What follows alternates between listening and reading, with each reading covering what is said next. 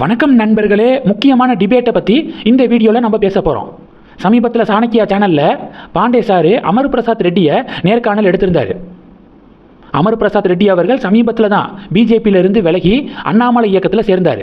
இந்த சூழலில் பாண்டே அவர்கள் என்ன மாதிரியான கேள்விகளை அமர் பிரசாத் ரெட்டி கிட்ட முன்வைக்க போகிறாரு, பாண்டேவுடைய கேள்விகளுக்கு ரெட்டி அவர்கள் என்ன பதில் கொடுக்க போகிறாரு அப்படின்னு பெரிய எதிர்பார்ப்பு எனக்கு இருந்துச்சு. அந்த எதிர்பார்ப்போடு தான் அந்த நேர்காணலை ஃபுல்லாக பார்த்தேன். நேர்காணலை ஃபுல்லாக பார்த்து முடித்ததுக்கப்புறம் எனக்கு எடுத்தோன்னே என்ன தோணுச்சு தெரியுமா? ஏன் பாண்டே அவர்கள் ஆப்போசிட்டில் இருக்கிறவங்கள்ட்ட முழுமையாக பதிலை கேட்டு பெற மாட்டுறாரு? எப்படியாவது ஆப்போசிட்டில் உட்காந்துருக்கிறவங்கள மடக்கிடணும் அப்படிங்கிற மோட்டிவோடையே பாண்டே கேள்வி கேட்குற மாதிரி தெரியுது. அமர் பிரசாத் ரெட்டியை முழுமையாக பேசவே விட மாட்டுறாரு. ஒரு கேள்வி கேட்குறாரு பாண்டே, அதுக்கு ஃபுல்லாக அமர் பிரசாத் ரெட்டி பதில் சொல்லணும். என்ன பதில் சொல்கிறாரு அப்படிங்கிறத ஃபுல்லாக கேட்டு முடிச்சதுக்கப்புறம் தான் அடுத்த கொஸ்டினை வைக்கணும், கிராஸ் கொஸ்டினை. அதெல்லாம் இல்லை. பேச ஆரம்பிக்கும் போதே இந்த கேள்வி அந்த கேள்வி, அப்படி முந்திரி கொட்டத்தனமாக பாண்டே செயல்படுறாரோ அப்படின்னு எனக்கு தோணுச்சு. எனக்கு மட்டும்தான் அப்படி தோணுச்சா இல்லை எல்லாத்துக்கும் அப்படி தோணுச்சா அப்படிங்கிறது தெரியலை.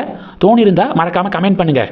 ரெண்டாவது என்ன அப்படின்னா, இந்த விருப்ப மனு வாங்குறதை பற்றி ஒரு பெரிய டிஸ்கஷன் நடந்துச்சு அந்த நேர்காணலில். அமர் பிரசாத் ரெட்டி சொல்கிறாரு, பிஜேபி டெமோக்ராட்டிக் பார்ட்டி அப்படின்னு நம்ம சொல்கிறோம்.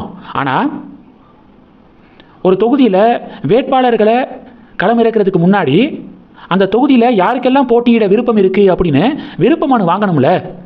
விருப்ப மனு கொடுத்தவங்களில் யார் பெஸ்ட்டு அப்படிங்கிறத செலக்ட் பண்ணி வேட்பாளரை அறிவிக்கணும். அதெல்லாம் எதுவுமே தமிழக பாஜகவில் நடக்கிறதில்ல. ஒரு கும்பல் உட்காந்துக்கிறாங்க, நாங்கள் நிப்பாட்டுறவங்க தான் வேட்பாளர் அப்படிங்கிற தொனியில் வேட்பாளர்களை அறிவித்த மாதிரி இருந்துச்சு அப்படின்னு அமர் பிரசாத் ரெட்டி ஒரு குற்றச்சாட்டை முன் வச்சிருக்காரு. உடனே பாண்டே மடக்கிறாராமா. வி த லீடர்ஸ் இயக்கத்தில் 18 லட்சம் உறுப்பினர்கள் இப்போ சேர்ந்துருக்காங்க. அதில் 234 பேருக்கு மட்டும்தானே போட்டியிட வாய்ப்பு வழங்க முடியும். அப்போ மீதி ஆட்களுக்கெல்லாம் என்ன பதில் சொல்ல போகிறீங்க அப்படின்னு கேள்வி கேட்குறாரு. 1 கோடி உறுப்பினர்களாக இருந்தாலும் 2 கோடி உறுப்பினர்களாக இருந்தாலும் 234 பேருக்கு தான் போட்டியிட வாய்ப்பு வழங்க முடியும்.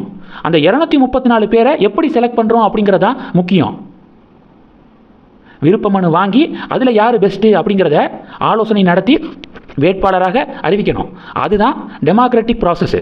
அதை விட்டுட்டு இணக்கமாக இருக்கிறவங்க, தலைமைக்கு ஜால்ரா போடுறவங்க, அவங்க தான் வேட்பாளர் அப்படின்னு லாபி முறையில் வேட்பாளரை அறிவிக்கிறது தப்பு. அதை தான் அமர் பிரசாத் ரெட்டி சொல்லியிருக்காரு. அமர் பிரசாத் ரெட்டியுடைய குற்றச்சாட்டு வேலிடான குற்றச்சாட்டாக நான் பார்க்குறேன். அடுத்து விருப்ப மனுவை பற்றி அமர் பிரசாத் ரெட்டி சொன்னோன்னே பாண்டே கிராஸ் கொஸ்டினாக என்ன தெரியுமா கேள்வியை கேட்டு வச்சிருக்காரு? சிரிப்பாக வரும். அண்ணாமலை பாஜக மாநில தலைவராக தேர்ந்தெடுக்கப்பட்டவரா இல்லை நியமிக்கப்பட்டவரா? அது மாதிரி தானே நாமினேட் பண்ணியிருக்காங்க வேட்பாளர் லிஸ்ட்டை அப்படின்னு சொல்லிட்டு கிராஸ் கொஸ்டினாக கேட்டிருக்காரு. அதுக்கு தான் அமர் பிரசாத் ரெட்டி சொல்கிறாரு, அண்ணாமலை பாஜக மாநில தலைவராக தேர்ந்தெடுக்கப்பட்டவர். ஒவ்வொரு மாவட்ட தலைவர்களும் ஒப்புதலை கொடுத்ததுக்கப்புறம் தான் அவர் பாஜக மாநில தலைவராக அறிவிக்கப்பட்டார். பாஜக மாவட்ட தலைவர்கள்ட்ட கருத்து கேட்கப்பட்டுச்சு. அவங்களாம் ஓகே சூப்பர் அப்படின்னு சொன்னதுக்கப்புறம் தான் அண்ணாமலை மாநில தலைவராக அறிவிக்கப்பட்டார். அதனால் அண்ணாமலை நியமிக்கப்பட்டவர் கிடையாது, மாநில தலைவராக தேர்ந்தெடுக்கப்பட்டவர் அப்படின்னு அமர் பிரசாத் ரெட்டி செக் வச்சிருக்காரு. மூணாவது, எந்த மாநிலத்தில் எந்த தேர்தல் நடந்தாலும் இந்த வேட்பாளர் லிஸ்ட்டை டெல்லியில் பார்லிமெண்ட்ரி போர்டு மீட்டிங்க்கு அப்புறம் தான் பாஜக தலைமை உறுதிப்படுத்துவாங்க. ஏன்னா மாநில தலைமை அவங்களுக்கு வேண்டப்பட்டவங்களுக்கு சீட்டு கொடுக்க வாய்ப்பு இருக்குது. மாநில தலைமை வேட்பாளராக சஜஸ்ட் பண்ணுறவங்க உண்மையிலேயே அந்த தொகுதியில் போட்டியிட்டால் ஜெயிக்க முடியுமா அப்படின்னு டெல்லியில் ஆலோசனை கூட்டம் நடக்கும். அந்த ஆலோசனை கூட்டத்துக்கு பிறகு தான் யார் வேட்பாளர் அப்படிங்கிறத தீர்மானிப்பாங்க பிஜேபியை பொறுத்த வரைக்கும். ஆனால் அது தமிழக சட்டப்பேரவை தேர்தலுக்கு அப்படிப்பட்ட எந்த ஒரு ஆலோசனை கூட்டமும் டெல்லியில் ஏன் நடக்கலை அப்படின்னு அமர் பிரசாத் ரெட்டி கேள்வி கேட்டிருக்காரு. மாநில தலைமை இவங்களெல்லாம் இந்த தொகுதியில் வேட்பாளராக நிப்பாட்டலாம் அப்படின்னு டெல்லி தலைமைக்கு லிஸ்ட்டு அனுப்பியிருக்காங்க. டெல்லி தலைமை மாநில தலைமை அனுப்பின அந்த வேட்பாளர்கள் பட்டியல் உண்மையிலேயே வேலிடான ரொம்ப ஸ்ட்ராங்கான வேட்பாளர் பட்டியல் தானா அப்படிங்கிறத ஏன் கிராஸ் செக் பண்ணலை அப்படிங்கிற ஒரு கேள்வியையும் அமர் பிரசாத் ரெட்டி முன் வச்சிருக்காரு. இந்த கேள்வியிலையும் ஒரு நியாயம் இருப்பதாக நான் பார்க்குறேன். நியாயமாக பார்த்தா என்ன நடந்திருக்கணும் தெரியுமா? மாநில தலைவர் நயினார் எந்தெந்த தொகுதியில் பிஜேபி ஸ்ட்ராங்காக இருக்குது அதிமுகவை விட அப்படிங்கிறத ஆய்வு செஞ்சுருக்கணும். அவர் ஆய்வு செய்ய வேண்டாம். 2024 அண்ணாமலை அந்த ப்ளூ பிரிண்டே கொடுத்தாரு. அதிமுகவை 3வது இடத்துக்கு தள்ளாங்க பிஜேபி நிறையா தொகுதிகளில்.